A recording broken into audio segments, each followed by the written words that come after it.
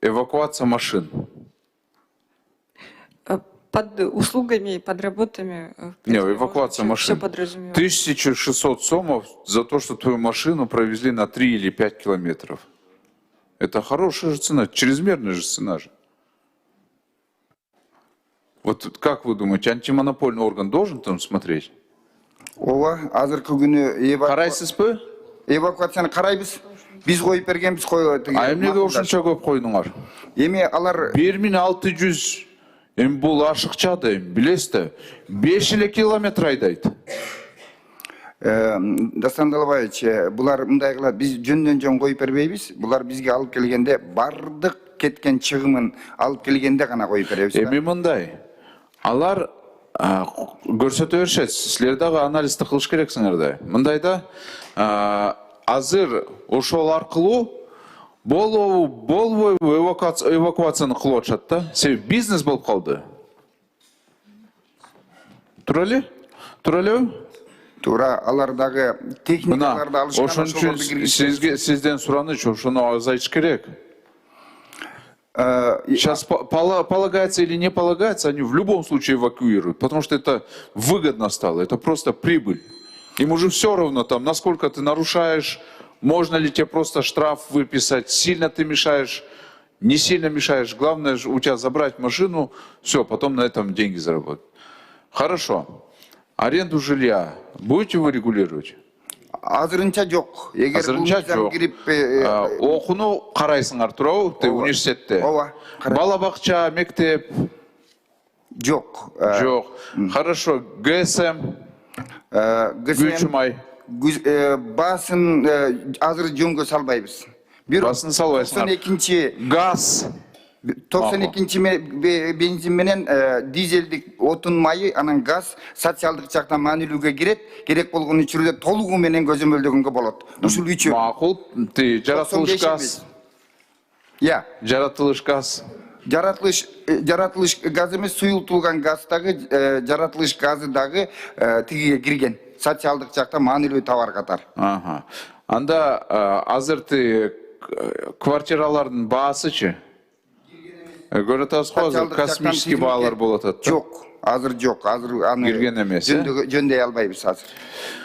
Вот ошондо мына эң биринчиден туура контрактын университетте караш керек.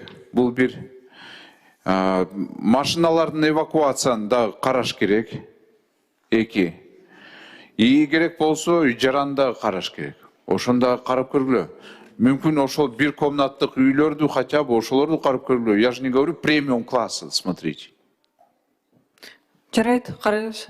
Ошону карап көргүлө, сураныч.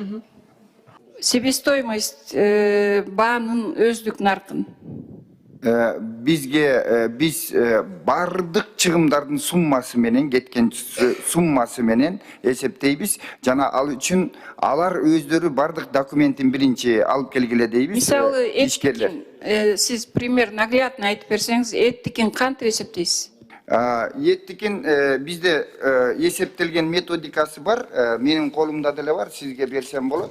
Мисалы үчүн биз бардык жерде эсептеп чыгабыз. Мисалы үчүн Бишкекте эгерде уй боло турган болсо, канча сомго ошол сатылып атат деп орточо бааны алабыз. Живой вес аласыз? Ооба, живой весин алабыз. Канчадан аласыз? Азыр ушул жерден эсептейли? Ооба, 140 000 сомдон 180 000 сомго чейин, мисалы үчүн бухалар тиги булар сатылат да. Биз алардын орточосун алабыз. Андан кийин канча сомго тиги документтери турат, мисалы үчүн разрешительный документтери. Андан кийин канча сомго сойдурат, мисалы үчүн 1,5 000 сом, 2 000 сом. Анан ар бир местазы канчадан арендага алышат.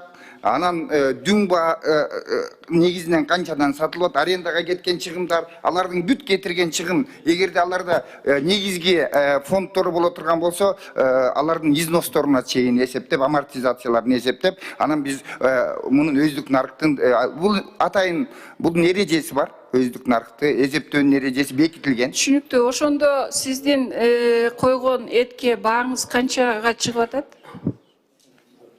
Азыр өздүк наркы биздин эсептеп чыккан боюнча 630 сомдон 670 сомго чейин барып атат, бирок ар шаарда ар кандай. Мисалы үчүн Бишкекте, Токмокто. наркыбы же сатылуу наркыбы? Жок, бул өздүк наркы. Өздүк наркы. Анда сатуучу каяктан киреше алат? Жок, азыр эми 700 сом, 730га чейин сатып атышат. Ошол жерден 20 сомдон 70 сомго чейин кошуп сатып атышат. Негизи тоют кымбаттаптыр. Биз бардыгын өзүбүз барып, жерлерден ошо фермерлердин өзүнө барып анан эсептеп чыктык булардын барынча. Биз түшүнүп атабыз, азыр этти өндүрүү дагы негизинен кымбат экенин. Сиз түшүнүп атсаңыз, сизде антимонополияда целый органда отурат да кызматкерлер. Элдер айтып атат, азыр бааны биз мал базардан алсак арзан союп, арзан алып атабыз деп атат. А касаптардан алсак кымбат алып атат да. Сиз ошонун разницасын кантип чыгара албай атасыз. Эл айтып атат, мал арзан деп атат. Этке болгон сатууда кымбат деп атат. Сиз эмнеге ошонун разницасын чыгара албайсыз? Кызматкерлерге берсеңиз, аны анализ кылып, тастыктап чыгарып койсо болот да. Сиз айтып атасыз, кече мен телевизордо көрдүм да, сиздин берген интервьюңузда, биз текшерип атабыз деп атасыз, мына иштеп атабыз деп атасыз да. Биз кетсек эле бааны өзгөртүп коет деп атасыз. Сиз бир чоң мамлекеттик системанын жетекчисисиз да. Сиз ошо жерге алып барып жазып коюңуз. 650дөн ашса, мына биз антимонополияга, мына телефондорго кайрылыңыздар, мынанча штраф сатуучуларга деп жазып койсоңуз, бир табличканы жазып койсоңуз эле ошо жерден сатуучу дагы 700гө чыгара албайт. Алуучу дагы сразу мен мына жака чалам дейт дагы эч кандай бааны көтөрө албайт. Бул эми элементарный жасала турган сиздин иш чараңызда.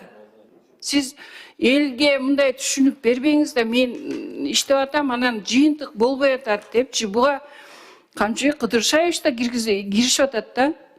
Бул бааны регулировка кыла албай атабыз деген бул туура эмес түшүнүк берип атасыз элге. Эмне үчүн болбойт ошо бир баракты табличканы илип койгонго эмне үчүн болбойт? Мына көтөрүп атабы, же болбосо мынанча штраф төлөйт деп койгонго эмне үчүн болбойт? Ошо антимонополияда иштеп чыксаңар болбойт ошо жобону. Ошондо баа кымбаттабайт, фиксированный турат. Мына Минэконом силер сунуштабайсыңар ушундай нерселерди. Эмне үчүн? Сиз айткан нерселер биз ноябрда госрегулированияны узартканбыз. Андан кийин ошол учурдан баштап, негизи эле октябрдын аягында күчөдү. Бул тематика күчөгөн учурдан баштап биз жума сайын байма-бай биз жергиликтүү бийлик, Мен аны уктум, аны уктум да. Бир сыйра уктум жетекчиден. Сиздер барып иштеп атасыздар, көзөмөл кылып атасыздар, бирок жыйынтык болбой атпайбы? Ошон үчүн мындай бир жол чыгарып жазып койбойсуздар, же болбосо чоң штрафтарды койбойсуздар деп суроо берип атам. Бар, объявление кылып атабыз. Ана кайерге илип койдуңар, же болбосо канча штраф салдыңар? Штрафтар боюнча аз Жеңил Басович маалымат берет. 580 миң сомдук штраф салып, 378 айып. Микрофонду көбүрөөк койсоңор. Этке 178 айып салынды. Бул ушул мамлекеттик жөнгө салуу киргизилгенден бери. Бир токтом кабыл алдыңызбы? Ушундай фиксированный баадан ашык сатса, сатуучуларга ушундай штрафтар төлөшөт, же болбосо ошол жерге алып барып илип койдуңузбу? Илинип турат. Бул бардык тигилер менен бизде мынау чоң ири соода жайларынын бардыгы менен келишимдерибиз бар жана алар илип туруп атат.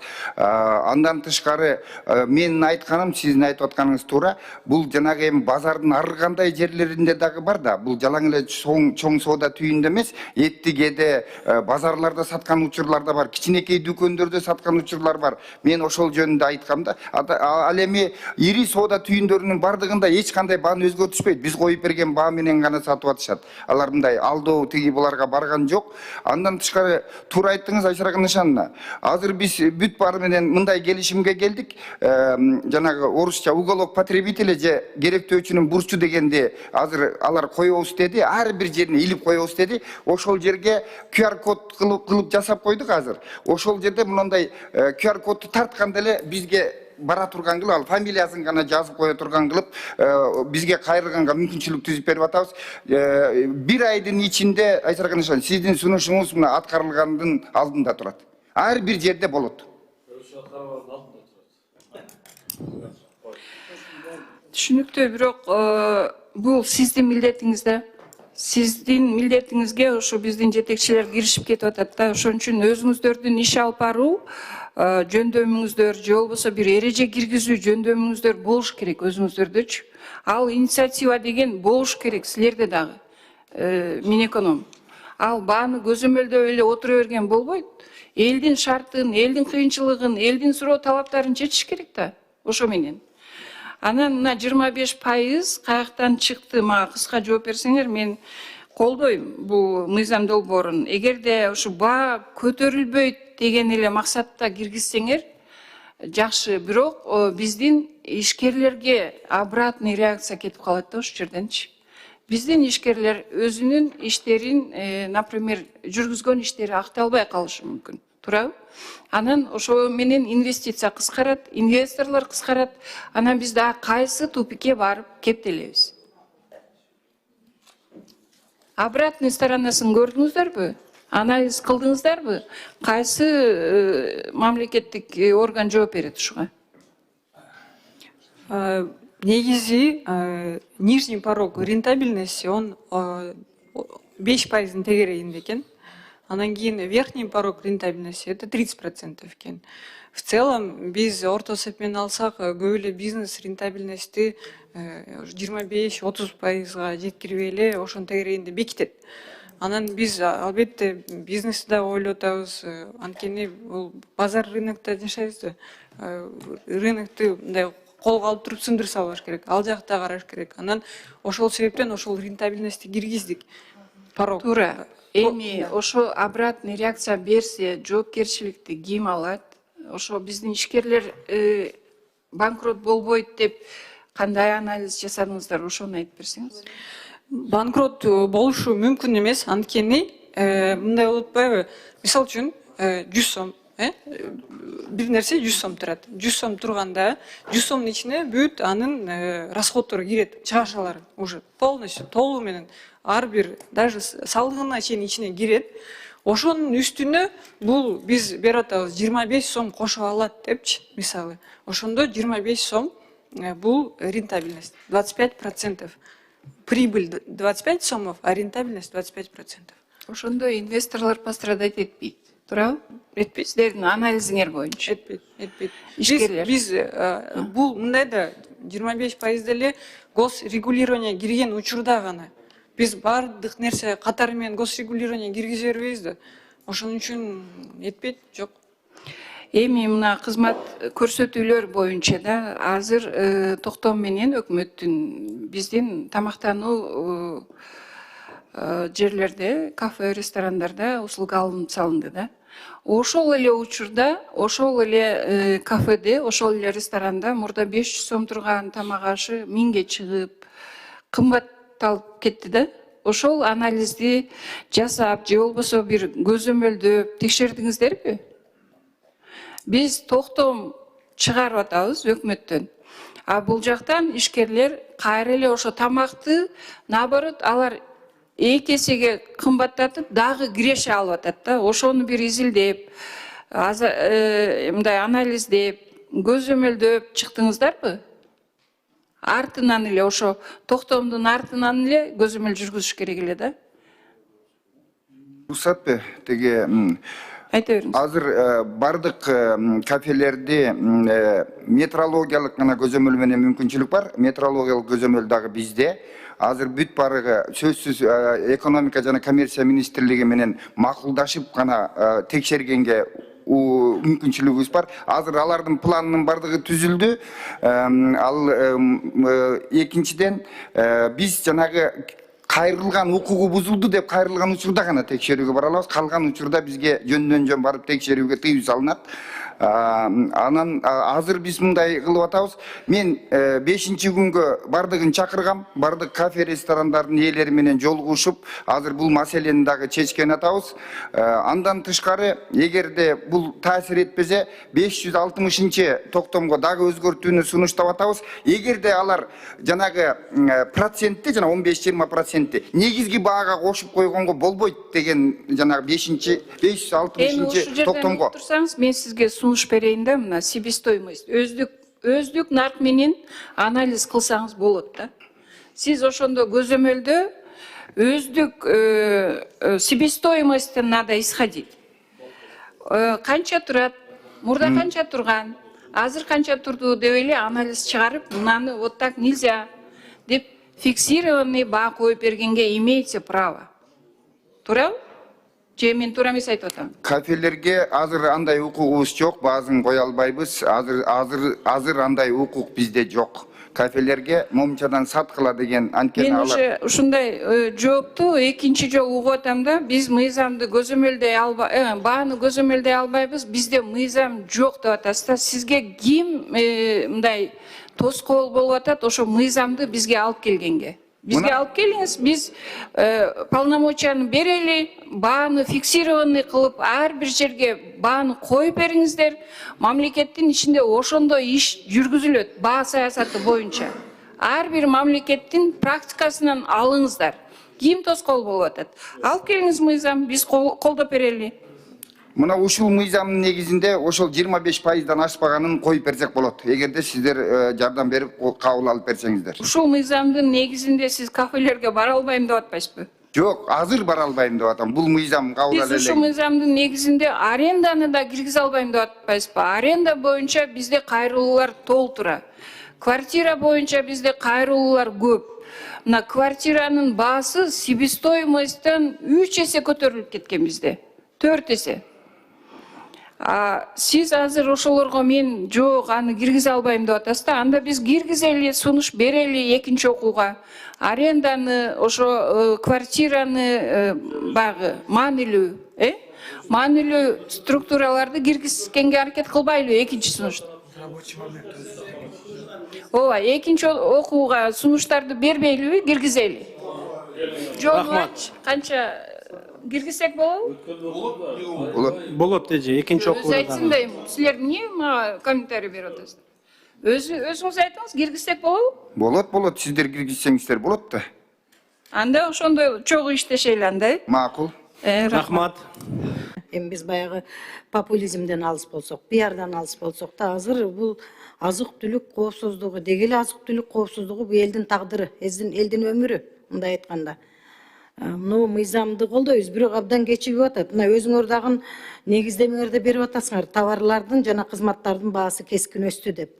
Чынында баягы бул абдан азык-түлүккө болгон баа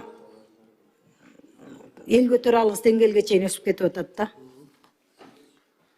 Кайсыл жерге барбайлы, мына эл менен жолугуп атабыз. Кечээ күнү дагы биз мына жаңы жылдын орап арасында эл менен жолугуп келдик. Ошондо да айтып атат да, бул азык-түлүккө деген баа качан токтойт, кайсыл чекке барат, ун, май, абдан эт абдан өстү деп.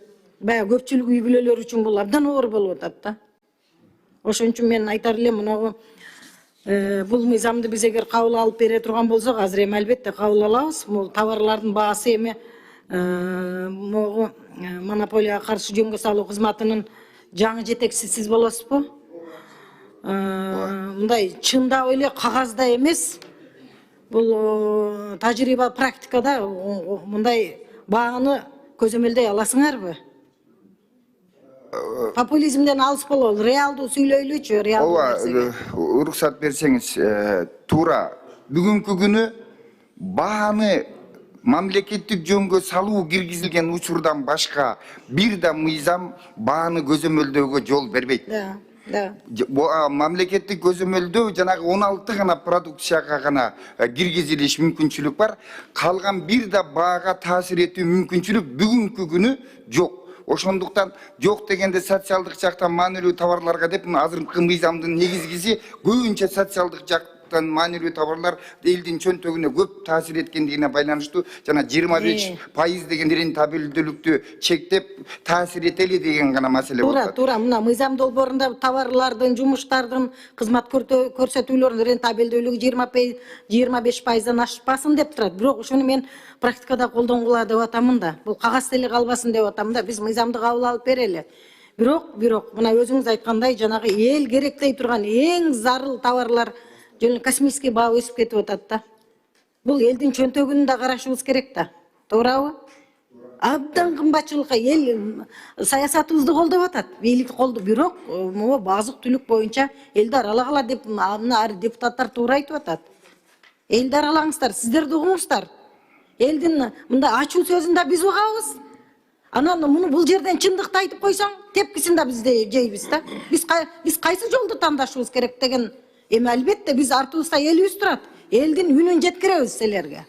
Элди ошон үчүн көбүрөөк аралагыла. Анан мен мынагу жерде биназыр айым, эми мыйзам долбоорун колдойбуз. Бирок могу чектөөлөр баягы мен ушу жогорку окуу жайында көп иштеген ушул адис катары айтайын да, контракттык төлөмдөр бул мындай таасир этпейт да, туурабы бул мыйзам? Жок. Азыр таасир этпейт. Эмне үчүн сурап атамын? 2 жылдан бери кескин өстү контракттык баа. Ата энелер дагы абдан бизге мына эл өкүлүсүз жогорку окуу жайда иштейсиз, тынымсыз мына мен тиги өздүк баракчама жазышат да. Ошону да бир чекти коюшубуз керек. Мен азыр айым кандайсыздар? Бул ушу кандай эмне дейсиз? Кандай бир немеңер барбы программаңар бул боюнча? Мына өткөндө Дастан мырза дагы айтып чыкты коллегабыз.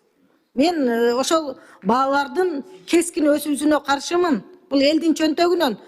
Бирок ошол эле учурда кээ бир ректорлор ушунчалык бааны контракттык бааны коюп алып туруп, анан ошол элдин чөнтөгүнөн тиги жон терисин жонуп туруп берет ошол контракттык акчаны. Анан каалагандай чартаңбай тээп чет мамлекеттерде жүрөт. Контракттын эзебинен. Эми ал штрафты өткөндө айтканбыз. Штраф токтоду деп атат, мен ошон үчүн айтпай атам да. Мунагу контракттык баалар тиги элдин акчасын алып туруп ректорлор ойноп жүрөт. Мисалы Батмунун мурунку ректору, 18 миллиондон ашуун акчаны. Мен дайыма ушуну айтып жүрүп, мындай бир тиги неме болуш керек да, мыйзамдык. Элдин биринчи кезекте элиң менен сен бийиксиң, элиң жок сен кийиксиң дейт. Элибизди ойлошубуз керек да. Ошо баа дегенде баа саясатында биринчи кезекте элдин чөнтөгүн ойлойлу.